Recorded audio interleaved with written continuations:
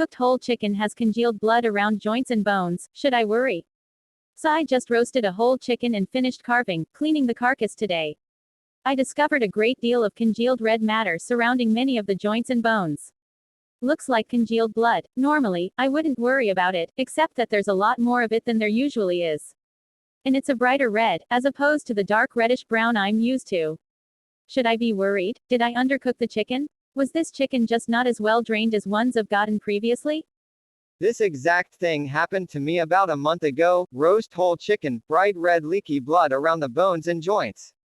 I looked it up back then. I didn't find a truly authoritative source like the USDA, but I did find several instances of people saying that this happened even with highly overcooked chicken. I also found several links similar to this one, Bloody Chicken, see link 1. The author, a PhD according to that page, did a number of experiments where he cooked a chicken and checked the internal temperature everywhere, ensuring that it was in fact pasteurized and thus free of any bacteria, and parts of it were still bloody on the inside.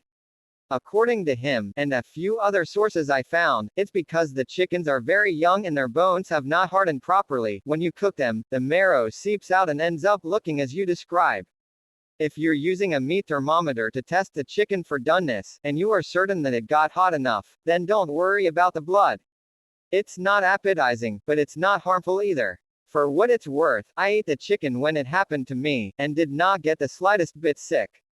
In and of itself, brighter blood doesn't mean anything, so I wouldn't worry about it, unless you also noticed any of the following. Was the meat pink? Undercooked chicken has a distinct color, very different from cooked. Was the texture off? Undercooked chicken has a distinctive texture, completely different from cooked chicken. Were the juices bloody when you pierced the meat? Clear juices indicate the meat is properly cooked. Was the temperature too low?